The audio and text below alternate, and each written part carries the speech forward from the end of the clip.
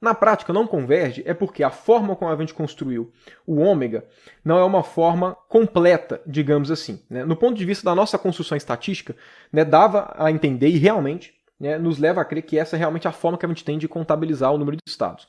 Né? A questão é que, como aquele limite dá errado, e ele não dá errado só para o gás ideal, ele dá para qualquer sistema clássico. Qualquer sistema que você construa a partir disso, volume de espaço de fase, sempre vai dar esse problema. Sempre. Então dá para mostrar que é um problema. Então isso demonstra que é um problema muito mais fundamental. Os físicos que perceberam isso, né, foram o Boltzmann e o Gibbs, né, dois nomes centrais, tanto na termodinâmica quanto na física estatística, né, na mecânica estatística. E aí, no caso, né, existe uma correção que a gente faz na contagem de estados, no caso, uma correção ad hoc, né, quando eles propuseram, né, quando o Gibbs propôs essa correção, não se sabia exatamente por que tinha que fazer essa correção. Porém, evidentemente, uma coisa é certa. O fato da entropia não convergir para sistemas clássicos implica que a gente precisa corrigir que tem alguma coisa que a gente está fazendo errado. Okay?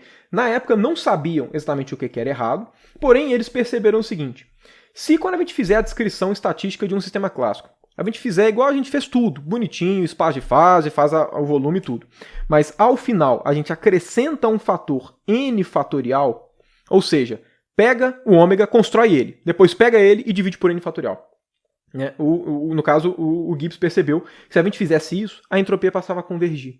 Okay? Pelo seguinte, pegar o ômega e dividir por n fatorial, vamos pegar o nosso ômega lá de trás, só para a gente entender o porquê que esse procedimento dá certo. Okay? Então vamos pegar aqui exatamente o ômega que a gente tinha construído aqui para o gás ideal.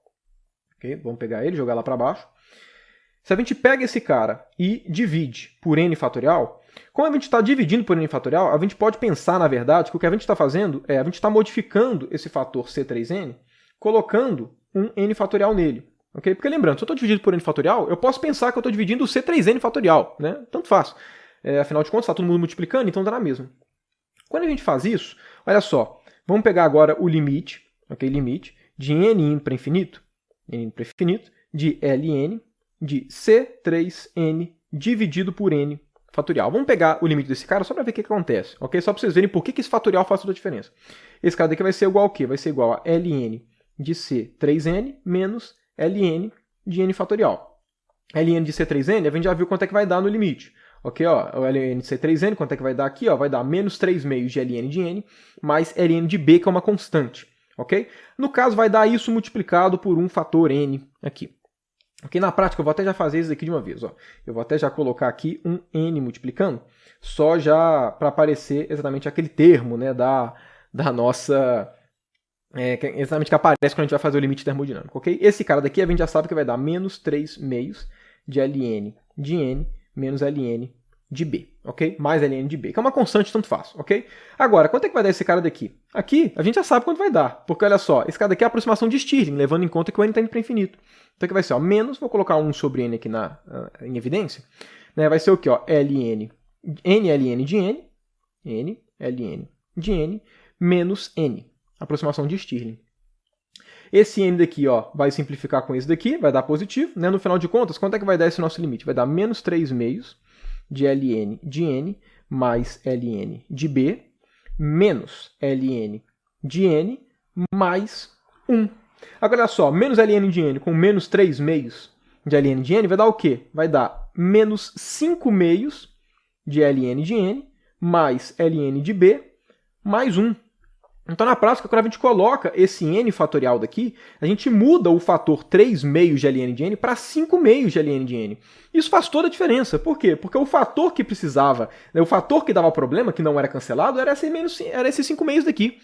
Então, se a gente coloca o n fatorial, aqui vai aparecer um fator 5 meios e mata o problema. Então, a gente não tem mais o problema de divergir.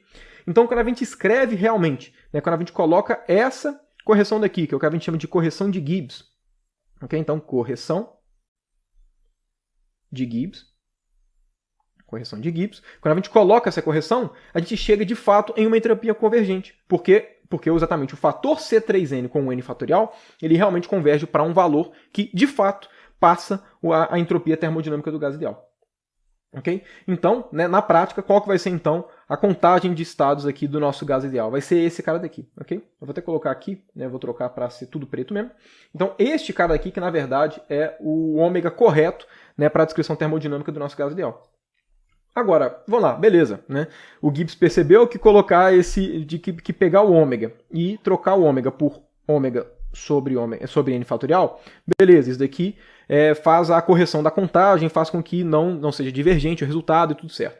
Agora, como é que a gente consegue interpretar esse N fatorial daqui? O que significa dividir por N fatorial? Por que isso aqui dá certo? Num ponto de vista clássico, inclusive na época que foi proposto, porque lembrando, o Boltzmann e o Gibbs, eles fizeram muitas contribuições antes de existir mecânica quântica. Okay? Então, na época, simplesmente descrições clássicas, esse N fatorial, como é que ele era interpretado? Ele dava uma certa... não era muito confortável colocar esse N fatorial. Porque como é que a gente interpreta esse cara? Vamos lá, vamos pegar o nosso gás ideal. Então, aqui a gente tem a nossa caixa, né, aqui o nosso volume V, as partículas estão indo de um lado para o outro. As partículas estão indo de um lado para o outro. Então, cada uma delas pode ter uma determinada configuração, ok? Cada uma delas pode ter um estado específico, que é determinado por pontos no espaço de fase. E o que significa você dividir por N fatorial?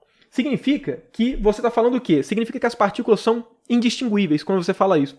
Porque, por exemplo, vamos supor que essa partícula daqui tem 1 metro por segundo, e essa partícula aqui tem 2 metros por segundo, e aí todas as outras têm alguma configuração específica, certo? Esse N fatorial faz com que, se eu pegue essa situação, ou se eu pegue a mesma situação para todo mundo, mas eu troque esse cara com 2 metros por segundo, e esse cara daqui com 1 metro por segundo, ou seja, todo mundo continua igual, mas eu permuto duas velocidades de duas partículas, o que é que está falando? Esse N fatorial está falando que esses dois estados são, na verdade, um estado só. Porém, classicamente falando, as partículas são distinguíveis, ok? Eu consigo analisar a trajetória de cada partícula e distinguir, olha, essa partícula é essa, aquela partícula é aquela. Então, por exemplo, né, se eu falasse que essa daqui é a partícula 1, essa é a partícula 2, essa é a 3, essa é a 4 e por aí vai, eu consigo ver, né, essas partículas individualmente fazendo seus movimentos. Então, no ponto de vista clássico, para eu olhando essa situação, se eu troco a partícula 3 com a 4, por exemplo, então eu troquei aqui, ó, essa agora vai ser a 3 e vai ser a 4. Classicamente falando, essas configurações elas são diferentes. Então parece, num primeiro momento, que essa divisão por N fatorial, ela parece meio esquisita. Ela é um pouco não desejada num primeiro momento. E por que eu digo num primeiro momento? Porque na descrição que nós estamos fazendo, elas de fato têm que ser tratadas como sendo indistinguíveis. E isso fisicamente faz muito sentido por duas razões, que são as razões que eu vou discutir com vocês agora. Primeiro de tudo, como é que a gente fez para poder chegar nessa expressão? Para a gente chegar nessa expressão, a gente calculou o volume no espaço de fase. Se a gente está calculando o volume no espaço de fase, qual que é o primeiro pressuposto que eu estou utilizando? O primeiro pressuposto é que eu estou fazendo uma descrição hamiltoniana do meu sistema. Então, o que a gente tem que pensar é o seguinte, esse N fatorial, ele tem que estar aqui, não é se as minhas partículas são indistinguíveis ou distinguíveis no ponto de vista clássico. Elas têm que estar ali se, no ponto de vista da descrição hamiltoniana, as partículas são indistinguíveis. Certo? Eu espero que essa distinção fique clara, né? Principalmente com o que eu vou escrever aqui agora. Vamos lá, vamos pegar o gás ideal, aqui mesmo, né?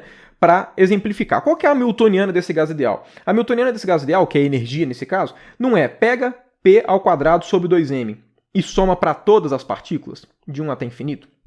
Então vamos lá. Vamos supor que essa daqui é a partícula 1 e essa... Deixa eu colocar em outra cor. Vamos supor que essa daqui é a partícula 1 e vamos supor que essa aqui é a partícula 2, ok? Uma forma, imagina que eu conseguisse desenhar um 1 e desenhar um 2 naquela partícula, ok? Se eu consigo desenhar um 1 e um 2 nessa partícula, vocês devem concordar comigo que se eu troco 1 com 2, eu vou ter uma configuração diferente. Eu vou ver a partícula 2 na partícula 1 e a partícula 1 na partícula 2. Para mim, do ponto de vista clássico, isso é uma situação diferente. Porém, para a descrição hamiltoniana, é a mesma coisa ou é diferente? Se eu troco 1 com 2, eu vou trocar P1 por P2. Se eu troco P1 por P2, a hamiltoniana do meu sistema vai modificar? A descrição hamiltoniana do meu sistema verifica essa mudança da partícula 1 para a partícula 2? Não verifica. Certo? Aqui tem um somatório, aqui é P1 ao quadrado sobre 2m mais P2 ao quadrado sobre 2m. Você só vai estar invertendo o primeiro com o segundo termo. Isso não modifica a descrição hamiltoniana do seu sistema. Esse é um dos principais motivos de por que a gente tem que colocar esse N fatorial, ok? Por mais que as partículas sejam distinguíveis no ponto de vista clássico, para a descrição hamiltoniana elas não são distinguíveis. Ok? Claro, elas não são distinguíveis se elas tiverem a mesma massa. Se a partícula 1 tem uma massa, a partícula 2 tem outra massa, se você troca a 1 com a 2, né, os momentos delas, obviamente isso vai modificar o resultado, mas aí as partículas realmente são diferentes. Mas se elas são iguais aqui, para a descrição hamiltoniana, elas são indistinguíveis. Então esse N fatorial vem disso. Da onde é que veio a nossa construção desse volume de espaço de fase? Veio da descrição hamiltoniana. Se para a descrição hamiltoniana as partículas são indistinguíveis, então a gente tem que colocar um N fatorial. Okay? A gente não pode esquecer qual que foi a descrição que a gente está usando para poder chegar nesses resultados. Okay? Esse é o primeiro motivo. O segundo motivo, e aí eu convido vocês a fazerem o teste, é que é o seguinte, peguem um sistema muito grande, mas sem pensar no N indo para infinito mesmo, mas um sistema gigantescamente grande, pensa 10 a 23, que no ponto de vista prático é tipo infinito, mas não é infinito. Se vocês não colocam esse N fatorial, a entropia que vocês vão chegar não é aditiva. E a aditividade da entropia é uma característica sagrada. A entropia tem que ser aditiva, porque senão a gente chega em diversos paradoxos, né? Dentre eles é o que a gente chama de paradoxo de Gibbs.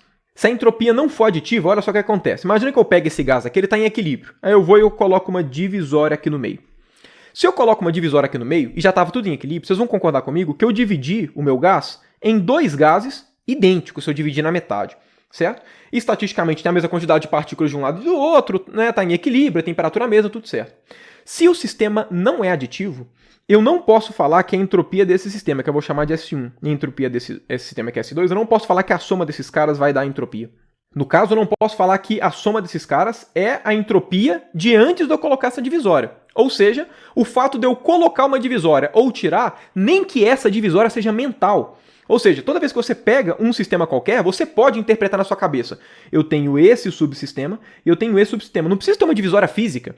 Você pode pensar do tipo, né? Eu estou classificando cada pedaço do meu sistema.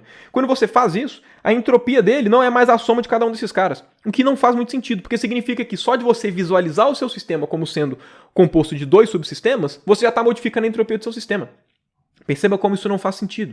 Mas enfim, dado tudo isso, eu espero que tenha ficado claro o porquê que a gente tem que colocar esse N fatorial. Esse N fatorial, muitas vezes, ele é visto como sendo um mal necessário, do tipo, eu tenho que colocar isso para a minha entropia ser aditiva, né? Porque se ela não for aditiva, você acaba com tudo. Você não consegue descrever, você não consegue fazer a nossa descrição termodinâmica se a entropia não for aditiva. Você vai ter um monte de paradoxos, que são chamados paradoxos de Gibbs, né? Pelo fato de você ter exatamente aqui a entropia não aditiva, pelo fato de você não ter esse N fatorial.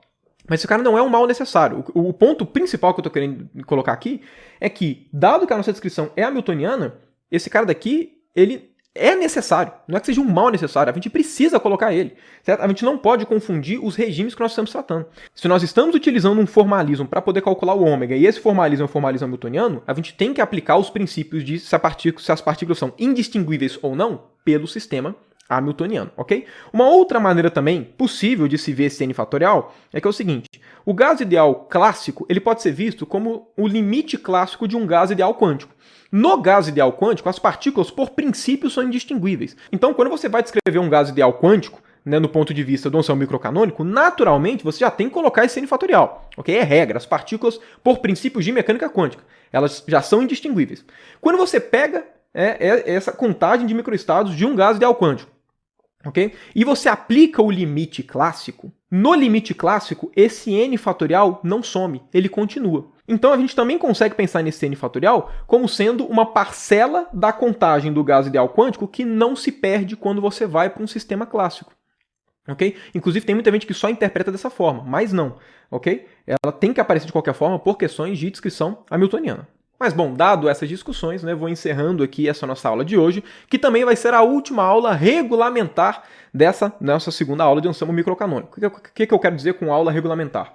Vocês vão ver que depois desse nosso vídeo vão ter alguns outros nessa segunda aula. Porém, vão ser vídeos direcionados somente para o clube de membros, em que eu vou resolver mais alguns exemplos de sistemas, né, calcular aqui o número de microestados de sistemas físicos. Nesses próximos vídeos não tem nada de conceitual de ensemble microcanônico, não. É realmente aplicações, é realmente mais cálculos para sistemas físicos, para que você, né, que queira ver mais aplicações, queira ver mais cálculos, pegar um pouco mais de naturalidade nas contas, para que você possa ver e fazer esse treino, né, para você poder guiar seus estudos e por aí vai, ok? Se você quiser ter acesso a esses vídeos, né, faça parte do clube de membros. Se você não fizer questão, né, quiser ver só a parte conceitual, só a descrição da mecânica estatística mesmo, né, então nos vemos na nossa próxima aula, que vai ser a aula do ensemble canônico.